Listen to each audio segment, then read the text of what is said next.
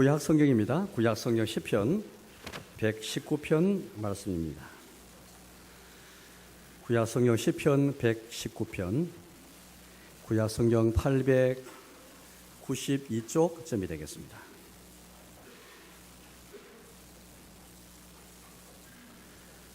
시편 119편, 구약 성경 892쪽쯤이 되겠습니다. 119편 49절입니다. 119편 49절에서 80절까지를 제가 봉독하겠습니다. 119편 49절부터 제가 봉독하겠습니다. 주의 종에게 하신 말씀을 기억하소서. 주께서 내게 소망을 가지게 하시나이다. 이 말씀은 나의 고난 중에 이루라. 주의 말씀이 나를 살리셨기 때문이니이다. 교만한 자들이 나를 심히 조롱하였어도 나는 주의 법을 떠나지 아니하였나이다. 여호와여, 주의 옛 규례들을 내가 기억하고 스스로 위로하였나이다. 주의 율법을 버린 악인들로 말미암아 내가 맹렬한 분노에 사로잡혔나이다. 내가 나그네 된 집에서 주의 규례들이 나의 노래가 되었나이다. 여호와여, 내가 밤에 주의 이름을 기억하고 주의 법을 지켰나이다. 내 소유는 이것이니 곧 주의 법도들을 지키는 것이니이다. 여호와는 나의 분길이시니 나는 주의 말씀을 지키리라 하였나이다. 내가 전심으로 주께 간구하여 싸우니 주의 말씀대로 내게 은혜를 베푸소서.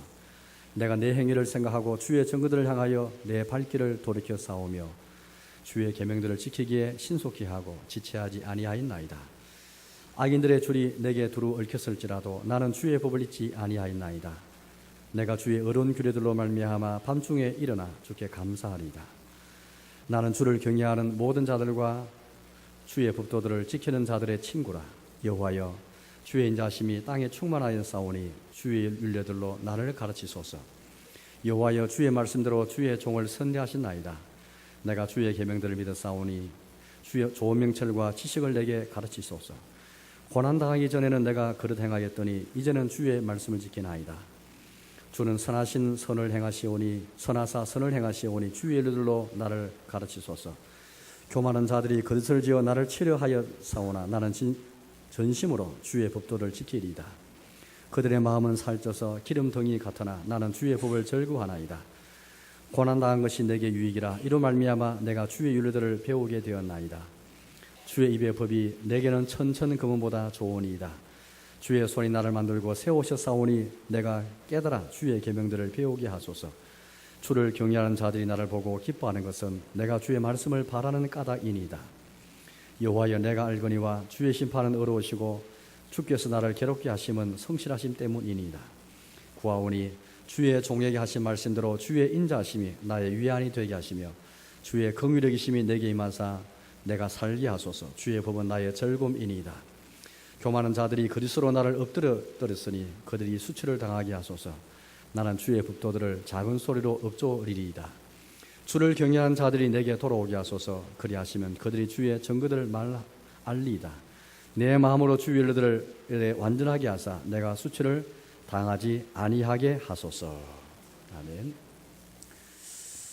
종교개혁을 우리가 500년 맞는데요.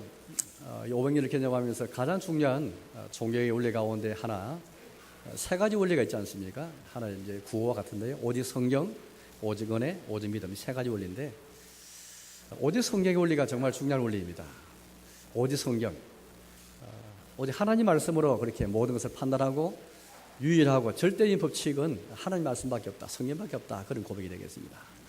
이 원리는 그야말로 우리의 삶에 정말 중요한, 물론 우리가 참고를 하고 지침을 삼는 그런 성경 외에도 많은 것들이 있죠. 그렇지만은 우리의 삶과 우리 믿음에서 유일하고도 가장 절대적인 규칙, 법칙은 성경 외에는 없는 것입니다. 이 오직 성경 원리를 그렇게 개혁자들이 굉장히 중요하게 그렇게 붙잡고 살아갔고요. 여기에 목숨을 걸었습니다. 이 원리를 지키기 위해서 목숨을 걸고 생명을 그렇게 아끼지 않고 잘 던졌거든요. 이 성경을 번역한, 자기 나라 말로 번역한 이 성경을 읽다가 화양당하기도 하고, 또 이 성경을 소지하기만 해도 그렇게 참수를 당하기도 하고, 온갖 그렇게 순교를 당하고 박해를 많이 받아들였습니다. 오늘 우리가 성경을 쉽게 우리가 가지고 다니고 성경 읽습니다만은, 그러나 이게 정말 목숨을 걸어야 할, 우리 성인들이 목숨을 걸고 읽고 목숨을 걸고 지키고 이 성경을 간직했는데, 오늘 우리가 이 신앙을 참 종교 500년 만에서 그렇게 회복을 해야 되겠습니다. 이 종교 가중에서 우리가 유명한 루터를 우리가 이제 참 너무 잘 알고 있는데요. 루터라는 사람은 참 위대한 사람이었습니다. 루터를 독일 사람인데 독일에서 이미 모르는 사람이었고 유럽 전체에 루터를 모르는 사람이 없을 만큼 그런 유명한 인사가 되었습니다. 왜냐하면은 루터를 통해서 우리가 성경에 나타난 이 복음을 깨닫기 때문입니다. 그 다음 성경이 이렇게 자기나는 말로 없었거든요. 라틴말로 있어가지고 지식인 외에는 성경을 접할 수도 없고 또 성경을 필사해서 이렇게 10년 동안 자기의 임금을 받아야만 겨우 살 수 있는 그 책이다 보니까 성경이 무지한 그런 시대였습니다. 루터가 성경을 읽는 가운데 루터가 처음으로 그렇게 자기가 이제 법대를 다녔는데요. 법대 도서관에 가서 처음으로 성경 본 거 아니겠습니까? 그만큼 성경 접하기 어려웠던 그런 시대였습니다. 어떤 성경 읽는 가운데 이신청의 복음을 깨달았죠. 오직 믿음으로, 오직 은혜로 구원받고, 오직 성경한 그 원리를 참 깨닫게 되었습니다. 이 복음을 깨달아서 루터가 이제 설교도 하고, 이제 목사일 뿐 아니라 또 서기자 되갈 뿐 아니라 교수이기 때문에 강연을 하고 가르치기도 하고 또 책을 써서 그렇게 그 당시 발달한 인쇄술의 발달로 그렇게 책들이 그렇게 그리스도의 자유에 대해서 온갖 많은 책들을 이렇게 이제 적시 번역이 돼가지고 자기 나라 번역이 돼가지고 독일뿐 아니라 온 유럽에 있는 나라에 다 퍼지게 되었습니다. 그런데 여러분 이것 때문에 그 당시 세계가 기독교 세계인데요. 이것 때문에 박해를 받습니다. 상상해 가십니까? 성경을 읽다가 성경에서 복음을 깨우치고 이 복음을 설교하고 가르치고 이 복음에 근거해서 이렇게 신앙 서적을 그렇게 써가지고 그렇게 전했는데 이걸 읽는 자마다 이걸 전하는 자마다 박해를 받고 죽기도 하고 그래 된 것이죠. 마틴 루터가 교회로부터 파문을 당했습니다. 출거당한 것입니다. 교회에 쫓겨난 것이죠. 교회 기독교 세계 안에서 출거를 한 것이죠. 뿐만 아닙니다. 신성 로마 제국 황제 그 당시 독일을 제패했던 이 황제가 재판하기 위해서 루터를 부릅니다. 교회 안에서 이미 죽은 목숨이지만은 다시 제국 의회로 모여가지고 신문하고 재판하기 위해서 이렇게 루터 불렀습니다. 그때 1521년입니다.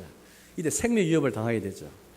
의회에 마친 다음에 루터를 체포하라는 그런 명령을 내리게 됩니다. 루터를 죽이기 위해서였죠. 루터가 발간한 모든 책, 그 소지하기만 해도 죽는 그런 시대였습니다. 그때 루터가 이제 한 제후의 도움을 받아가지고 한 성에 1년 동안 피신하게 됩니다. 그 성이 독일의 유명한 바르트부르크라는 성인데요. 제가 이번에 거기에 다녀왔습니다. 제가 조금 한번 사진을 보여드리면서 설명해 드리겠습니다. 사진을 볼까요? 저희는 바르트부르크 성에서 이제 그 밑에 있는 도시가 되게 됐습니다만은 아이젠하라는 도시입니다. 이 도시에서 루터가 어릴 때 학교 다닌 그런 도시인데요. 여기 보시면 이제 광양차가 보입니다. 이 루터가 학교 다닌 곳에 불과하고, 그렇죠. 루터를 기념하는 박물관 하나 있는데, 요 구경하기 위해서, 또 나중에 사진을 보겠습니다만, 여기가 유명한 음악가 세바스찬 바하가 태어난 생가가 있는 곳입니다. 이 두 사람을 구경하기 위해서 관광차가 절비하게 서는 것을 보았습니다. 이 거리 표시가 있는데요. 루터 거리입니다. 이름 자체가 루터 거리예요. 이 거리 이름 자체가. 다음 사진을 보시죠. 저게 이제 루터가 학교 다닐 때 머묵었던 기숙사입니다. 자기 혼자만 많은 학생들이 머묵던 기숙사인데요. 저 루터를 기념하는 박물관을 바뀌어가지고 루터의 집이라서 루터에 관한 많은 것들이 전시되고 있는 그런 곳이 되겠습니다. 그 다음 사진 보실까요? 그 앞에서 찍은 사진입니다. 플랜카드만 붙이는데요. 저 앞에는 플랜카드에는 루터 500년이라는 제목 해가지고 루터가 남긴 여러 명언들을 다 플랜카드 적어놨고 기념하는 가운데 있습니다. 저 이번에 가니까 독일 전체가 고속도로 주변이라든지 곳곳마다 루터가 거의 국가적 영웅으로 그렇게 대접을 받고 루터를 기념하는 종교 500년을 기념, 루터를 통해서 500년을 기념하는 그런 행사를 하는 것을 보았습니다. 그 다음 사진 볼까요? 자, 여기서 10분 자동차 타고 가면은 바르트부르크 성입니다. 높은 산에 있거든요. 저 성에 올라가서 제가 밑에 경관을 그렇게 찍었습니다. 그 다음 사진 볼까요? 입구이거든요. 저 성 입구에 들어가는 입구에서 제가 사진 하나 찍었습니다. 그 다음 사진 볼까요? 아까 여기가 이제 루터가 1년 동안 이 성에 이제 피신해야 됩니다만은 기사의 신분으로 위장하고 수염도 기르고 그렇게 이제 저 자그만 방에서 이렇게 머무면서 어떤 일을 하게 되는데요. 여러분 제가 저 자그만 방을 찾기까지 굉장히 힘이 들었습니다. 30분 다 다녀도 방이 없는 거예요. 루터 같으면 제법 뭐 좀 방도 크고 대접 잘 받을 것 같은데 기사의 심을 이중에 예장에 숨었기 때문에 루터는 이곳을 가리켜서 여기를 나의 광야다. 사도 요한이 유배지로 갔던 귀양 갔던 밤모습이다. 나의 밤모습이다. 그렇게 말 정도로 자그마한 방이었습니다. 책상 하나 있고 의자가 있고 기가할 수 있는 자그마한 그런 방이었습니다. 원래 이 사진은 원래 사진 찍어 만드는데 제가 사진 찍지 않고 금지이기 때문에 다른 건 다 찍어주는데 여기 사진을 찍는 것을 금지시켰습니다. 아마 무슨 훼손이 되기 때문에 그런 것 같습니다만은 제가 공식적인 여러 가지 루트를 통해서 하나 구해서 제가 사진을 보냈습니다. 그 다음 사진 한번 볼까요? 아까 아이젠하워 밑에, 그 밑에 보시니까 저 바하의 동상입니다. 바하가 루터 보다 후에 살아온 사람이지만은 루터가 그렇게 지은 이 가사라든지 시를 통해서 음악 붙여가지고 곡을 만들어서 찬송을 많이 만들었습니다. 루터와 바, 이 두 사람을 아제나에서 만나게 되었습니다. 여러분, 루터가 이처럼 저 발드부르 성에서 1년간 약 10개월 머무게 되는데요. 그가 무엇을 했을까요? 그가 한 것은 딱 한 가지였습니다. 그것은 성경을 번역한 일이었습니다. 저희가 성경을 깨닫고 뭐 이렇게 책도 쓰고 강연도 하고 설교도 했지만 이걸 부족한 거예요. 모든 국민한테, 성경이 없는 모든 국민한테 10년 동안 경비를 모아야 겨우 필사성경을 살 수밖에 없는 형편 속에서 그냥 인쇄술의 발달 때문에 이제는 쉽게 인쇄가 되니까요. 그래서 루터가 결심하고 이 10개년 동안에 신약 성경을, 원래 헬라어 성경이고 또 라틴말로 된 성경이 있는데 독일 사람이면서 독일말로 된 성경이 없는 거예요. 만약 여러분들 우리에게 한글로 된 성경이 없으면 어떻게 될까요? 성경이 모르는데 여러분들 신앙을 제대로 할 수 있겠습니까? 루터는 이것을 목숨을 걸고 10개월 있으면 성경을 번역하게 됩니다. 왜냐하면 그 당시 세계는 기독교 세계인데 교회 안에서 살고 교회 안에 죽고 그런 기독교 세계였거든요. 그렇지만은 미신이 너무나 만연했습니다. 성경에서 말하는 신앙에서 떠나 있는 그런 모습이 너무 극에 달해 있었거든요. 교회 밖에서는 바깥에 전쟁이 끊이지 않고 또 전염병이 흑사병이 돌고 전염병이 돌고 이슬람이 도전하게 되고 그러니까 안팎으로 위기를 겪었습니다. 이런 시대에서 많은 지식인들이 많은 깨있는 사람들이 이런 혼란의 시대에 교회 안에서도 혼란스럽고 교회 밖도 혼란스럽고 이 변화가 있는 그런 시대에 하나님에 대해서 세상에 대해서 사람에 대해서 반성이 시작했습니다. 이 동물에게 없는 반성이잖아요. 동물은 반성할 수 없는데 사람 반성이 됩니다. 격동의 시대에 변화의 시대에 하나님 누구신가? 이 세상은 어떻게 된 것인가? 사람은 누구인가? 반성하게 된 것이다. 그러면서 이어서 나아가기를 참신앙은 무엇인가? 진짜 믿음 무엇인가? 참교는 어떤 것인가? 이렇게까지 묵상하는 가운데 이 모든 것을 판단하는 기준은 오직 성경이다. 성경 외에는 이 모든 것을 하나님과 세상에 대해서 인간에 대해서 참신앙과 참교에 대해서 유일한 판단 기준은 성경이 없다. 이 믿음을 가지고 자기 나라 말로 번역한 성경 번역한 사람은 루터였던 것입니다. 예를 들면 어떤 미신이 성행했냐면요. 제가 뭐 몇 번 설교했습니다만은 교회 안에 예수님을 의지하는 게 아니고 온갖 성인 숭배가 만들어서 마리아를 만들고 마리아상 만들어서 마리아교 숭배하고 온갖 성인상을 만들어서 온갖 성인들 유물을 전시해놓고 그걸 찾아가서 뭐 구원을 찾고 구원을 받고 그런 시대였거든요. 하나님 복음을 붙잡는 것이 아니었습니다. 이신칭의의 복음을 붙잡는 것이 아니거든요. 오직 믿음으로 어렵게 되리라. 이 복음을 그렇게 붙잡은 것이 아니었습니다. 예를 들면 고해성사가 대표적인 것입니다. 이 고해성사라는 것은 성자 앞에 가서 고해하는 것입니다. 이게 하나의 성례였습니다. 우리 교회는 이 성찬과 세례 외에는 주님이 제작한 성례가 없는데 그 당시 교회는 이 두 개 외에 5가지를 더 성례로 그렇게 만들었어요. 그중 한 가지가 고해성사였습니다. 고해. 이 억지로 1년에 한두 차례 나와서 억지로 강제적으로 고해를 해야 되는 것이었습니다. 신앙 고백해야 되는 것이고 죄를 고백하는 것이었거든요. 그러나 우리 주님이 어디에 관심이 있습니까? 강제적으로 죄를 고백하고 강제로 자복하고 그런데 관심이 있는 것이 아니고 우리 주의 마음은 상한 마음이 있는 것입니다. 얼마나 상한 마음 가지고 오는 것이냐. 그 당시에는 이렇게 가르쳤지요. 이렇게 고해야만 죄 용서받는 회개가 된다. 또 고백한 죄만 용서받는다. 그런데 고백하지 않을 수밖에 없는 것이죠. 잊어버린 죄는 용서받지 못한다. 그렇게 가르쳤습니다. 정말 그런 것일까요? 고백한 죄만 용서받고 우리 잊어버린 죄는 용서받지 못하는 것일까요? 그렇지 않죠. 하나님은 상한 마음에 관심이 있거든요. 이런 식으로 루터가 성경에서 딱 복음을 알고 복음을 다 전했거든요. 또 하나는 맹세였습니다. 그 당시 경건한 사람들은 가능하면은 결혼하지 않고 독신을 맹세했습니다. 혼자 살아야 되겠다. 또 수도 사야 되겠다.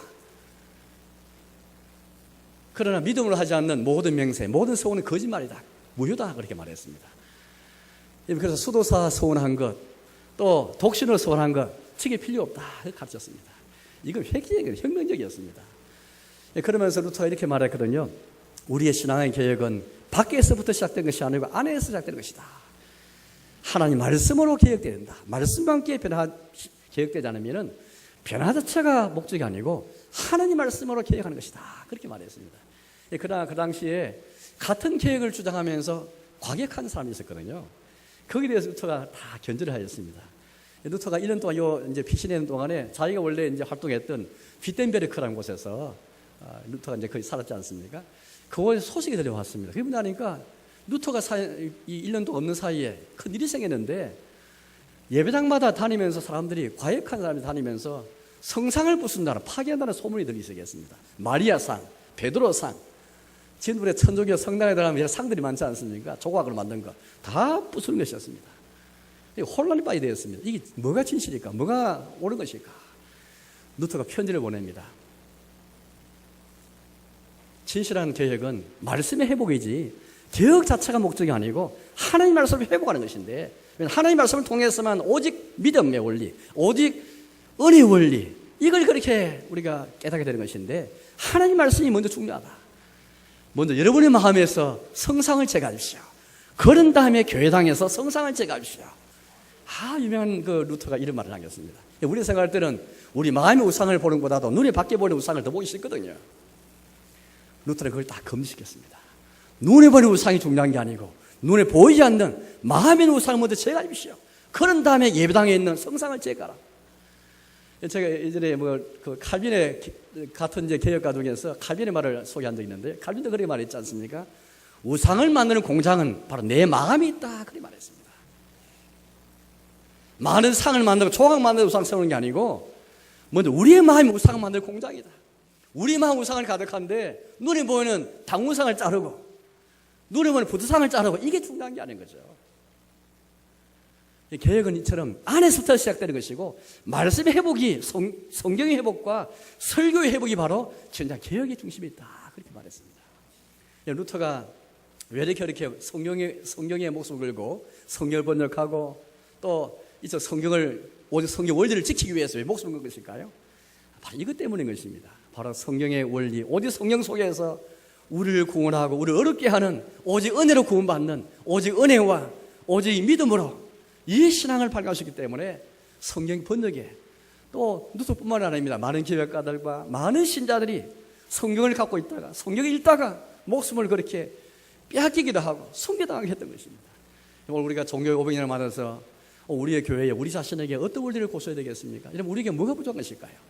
성경을 위해서 내 목숨을 각오하면서 생명불사의 각오로 성경 읽고 성을 갖고 다니고 하나님의 말씀 읽을 수 있겠습니까? 이런 정신이 오늘 우리에게 필요한 것입니다. 우리 시대 역시 변화와 격동의 시대지 않습니까?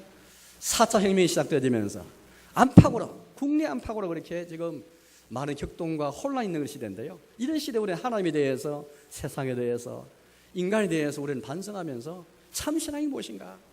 참 교회는 어떤 것인가? 이걸 함께 성찰하면서 이렇게 검은 문제를 제기하면서 하나님 말씀, 오직 성경이라는 이 유일한 기준, 절대의 기준을 가지고 참 신앙과 참 교회가 무엇인가를 그렇게 판단하면서 연구하면서 공부하면서 이렇게 나가야 되겠습니다. 하나님 말씀 외에는, 오직 성경 외에는 어떤 기준도 우리에게 나타날 수가 없기 때문인 것입니다. 오늘 성경에 보니까 오늘 다윗의 시편인데요. 오늘 다윗이 오늘 여기에 성경에 목숨을 걸었습니다. 제가 목숨이라는 말을 이렇게 오늘 어쩌면 쉽게 뭐 한다고 생각할지 모르겠는데, 오늘 성경 말씀 보시면 정말 루터는 여기 생명이 건 것 같아요. 이 걸리기까지는 루터가 이 다윗이 많은 시험의 단계를 거쳐왔습니다. 이 루터도 마찬가지였거든요. 루터가 그렇게 목숨을 걸면서 성경 번역하고 성경을 그렇게 읽고 많은 신자들이 그렇게 된 것은 그냥 된 게 아닙니다. 많은 시험을 통과해야만 루터처럼, 다윗처럼 성경에 목숨 걸고 성경을 읽고 설교를 듣고 우리 마음을 들을 수 있거든요. 오늘 다윗의 경우를 한번 보겠습니다. 다윗이 어떻게 그렇게 성경에 대한 자세가 어땠는가, 그걸 생각하면서 우리 자신을 한번 돌아보시기 바랍니다. 오늘 설교 제목이 있는 그런 말씀인데요. 56절 말씀 읽어보겠습니다. 56절입니다. 내 소유는 이것이니 곧 주의 법도들을 지킨 것이니다.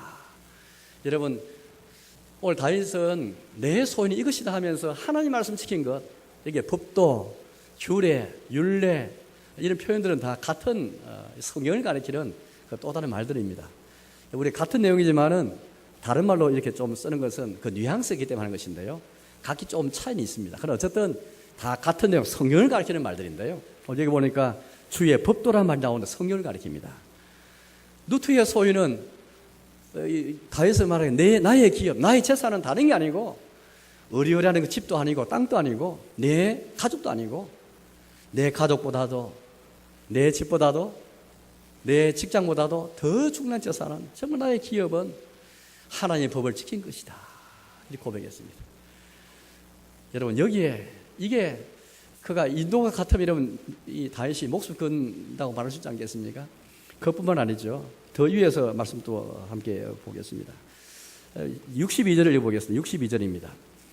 내가 주의 어려운 규례들을 말미암아 밤중에 일어나 주께 감사하리다.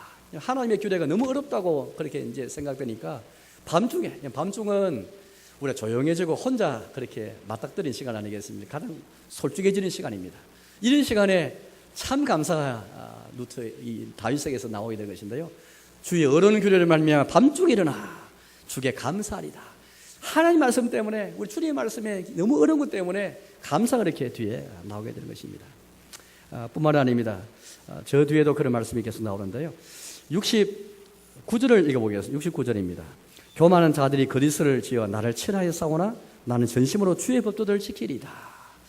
이렇게 말씀 보니까 어려움이 생겼습니다. 방해가 있었죠. 하나님 말씀이 그렇게 참 평상시에 우리가 하나님 말씀을 잘 읽고 잘 돼야지만 어떤 일이 생기면은, 나에게 어떤 일이 생기면은 하나님 말씀 잘 읽지 않습니다. 소홀히 할 수밖에 없는 것인데요.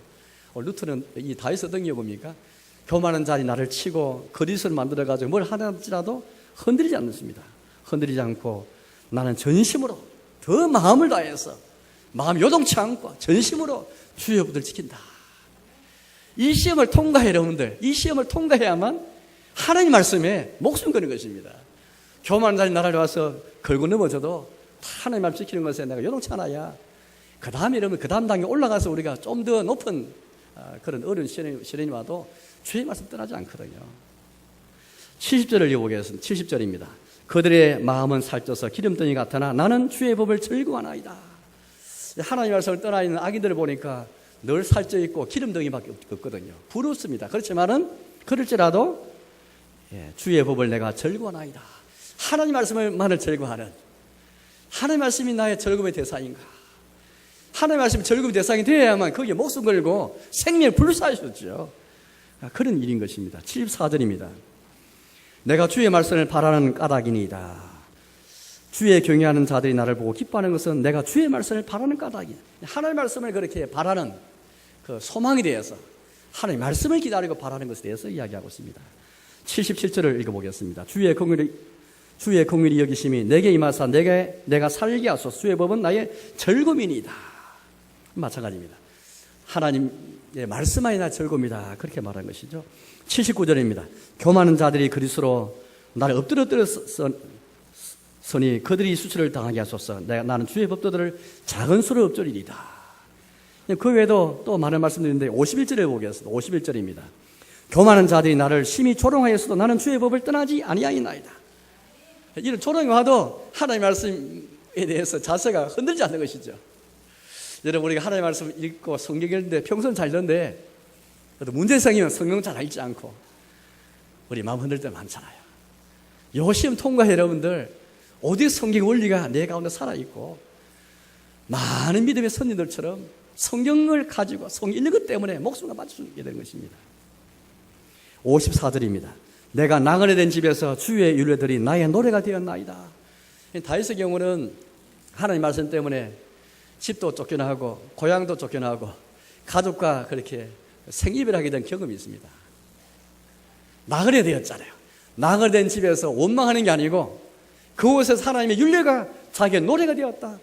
주님 때문에 나그네 되어지고 주님 때문에 순례자가 되었어도 주의 율법이 나의 노래 될 수 있겠는가? 마침내 56절에 아까 말씀 보았습니다만 내 소유는 이것이니 그 주의 법도를 지킨 것입니다. 여러분, 세상에 나의 가장 1호 재산 1호 재산 목록 1호는 내 가족도 아니고, 스스로에 생각하지 마시고, 내 가족도 아니고 내 자신도 아니고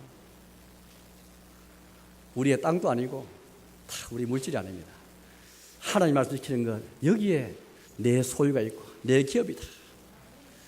이걸 내가 받아들여야, 여러분들, 어디 성경에 이 원리가 있어야 이 성경을 읽고 이런 각오에서 성경을 읽고 성경에서 오직 믿음과 오직 은혜의 원리를 찾을 수 있고, 이 성경에서 나타나신 예수님을 만나게 되고 예수 붙잡게 되어지고 예수 주시는 그 구원의 은혜를 사모하지, 성경관이 흐릿하면, 성경관이 명확하지 못하면 하나님 말씀을 그냥 권리 인정하지 못하게 되고, 그래서 하나님 말씀이 우리 가운데 살아서 역사할 수 있게 됩니다. 이 시험을 잘 통과의 믿음을 가지고 다윗이 성결이라는 자세, 루터가 성결이라는 자세, 믿음의 선진이라는 자세가 우리 가운데 있어야 되겠습니다. 그래서 오늘 성경 말씀에서 루터는, 이 다윗은요, 도대체 어떻게 해서 이런 하나님 말씀에 목숨을 걸고 나의 즐거움이다, 나의 노래다, 그걸 말할 수 있는 것일까요? 그걸 함께 보겠는데요, 하나님 말씀이 자기를 살리고 하나님 말씀이 자기를 건지고 구원하고 생명을 주고 위로를 주는 말씀이기 때문입니다. 49절 읽어보겠습니다. 49절 50절을 제가 읽어보겠습니다. 주의 종에게 하신 말씀을 기억하소서. 주께서 내게 소망을 가지게 하셨나이다. 이 말씀은 나의 고난 중에 이루라. 주의 말씀이 나를 살리셨기 때문이니다. 예, 주의 종에게 하신 말씀을 기억해달라고 루터가 지금 기도합니다. 왜 그러겠습니까? 주께서 그 말씀을 통해서 나에게 소망을 주셨거든요.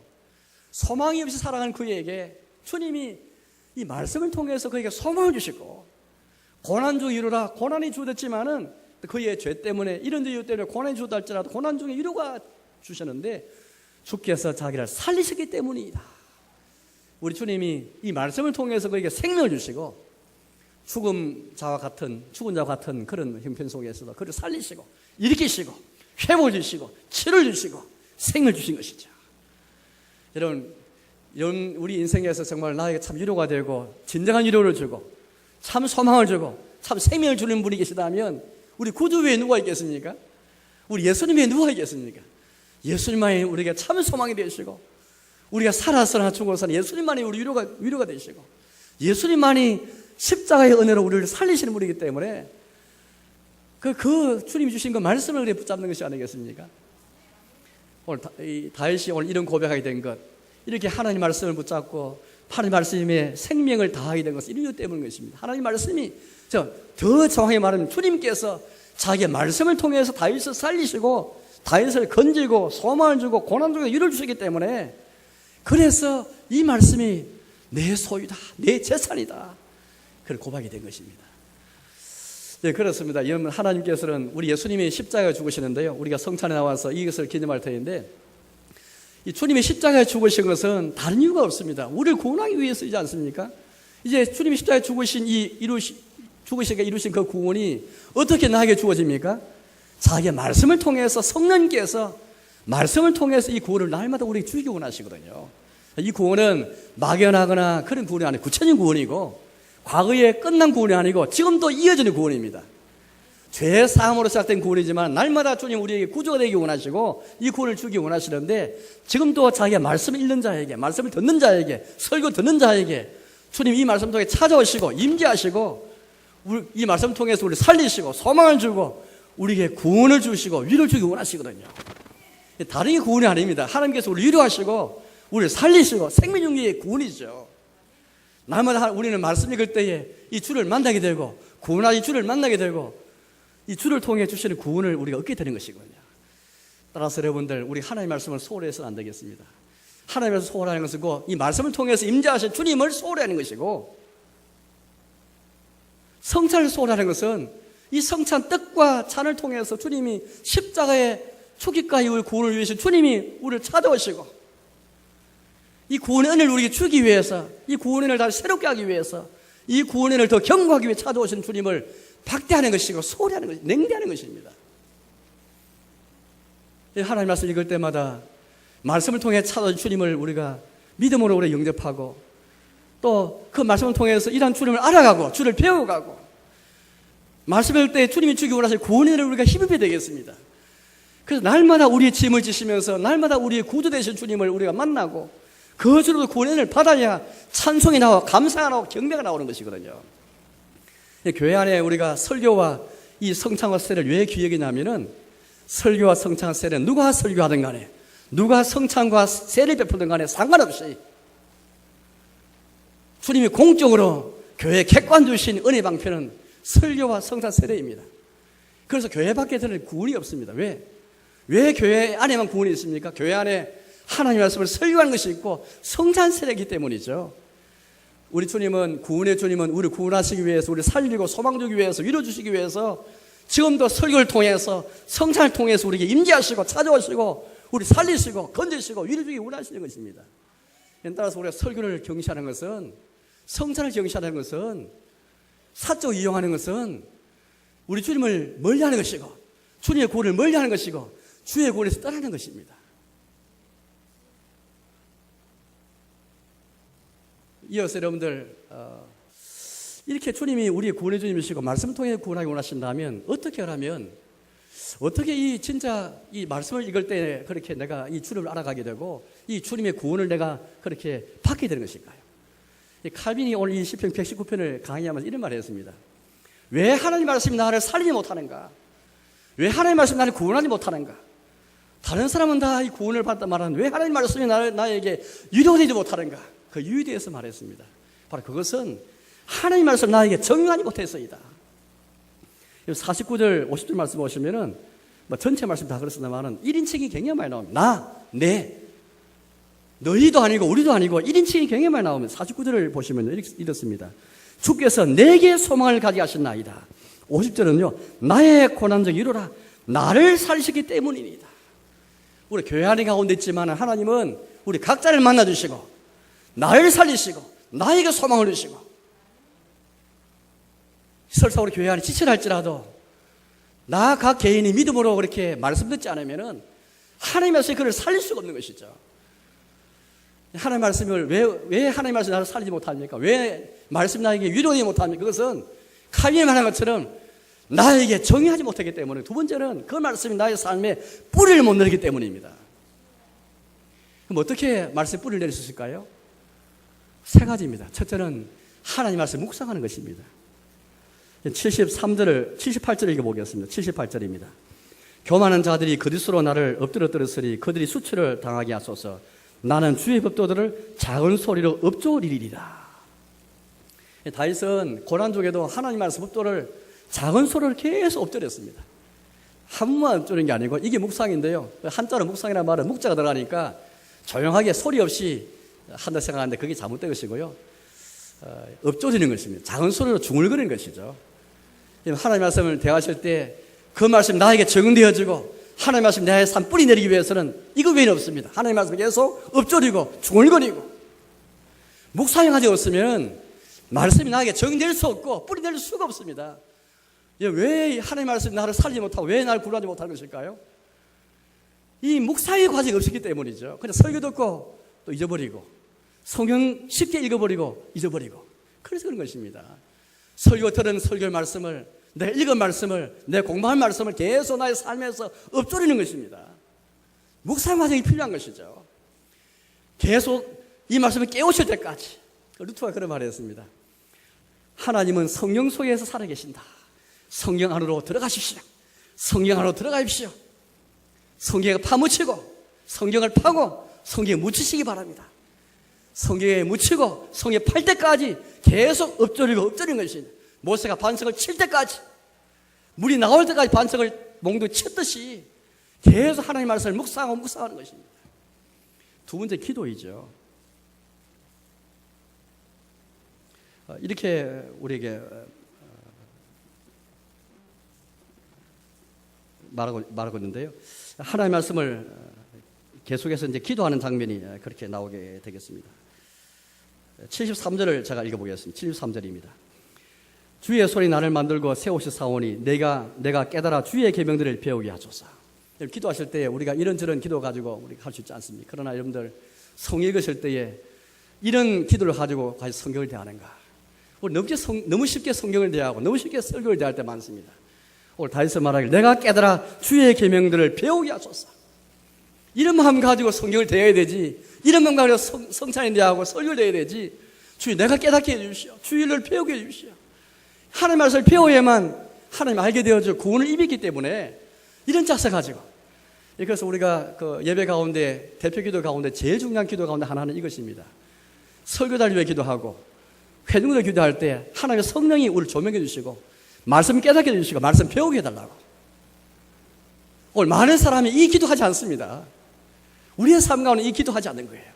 다른 기도 제목들 많이 있는데 이 하나님 말씀 읽을 때 깨닫게 하셔서 배우게 해달라는 기도를 하지 않는 것입니다. 그래야 이 기도해야 하나님 말씀 나에게 적응되어지고 뿔을 내리게 되는 것이죠. 세 번째 마지막 고난입니다. 50절 말씀을 제가 읽어보겠습니다. 50절입니다. 이 말씀은 나의 고난 중에 이루라 주의 말씀이 나를 살리셨기 때문이니다. 고난 중에 우리 주님 말씀을 통해서 그를 살리신 것을 보게 되었습니다. 그 다음에 여러분 71절을 보겠습니다. 71절입니다. 고난당한 것이 내게 유익이라 이로 말미암아 내가 주의 윤리들을 배우게 되었나이다. 고난당한 것이 어떻게 유익이 될 수 있겠습니까? 이건 참 굉장히 높은 신앙이지 않습니까? 하나님 말씀 어떻게 고난당한 것이 유익이 될 수 있겠습니까? 고난을 통해서 하나님 말씀을 배우게 되었다는 것이죠. 고난 당할 때 하나님 말씀을 배우는 계기를 한번 삼아보시죠. 우리 참 상상하기 어렵죠. 그러나 가만히 생각하면 하나님께서 아무에나 고난 주시지 않습니다. 사생자에게는 부모의 징계가 없지 않습니까? 부모만이 자녀를 잘 알기에 징계합니다. 하나님께서 왜 성도에게 형통만이 아니고 왜 고난 주실까요?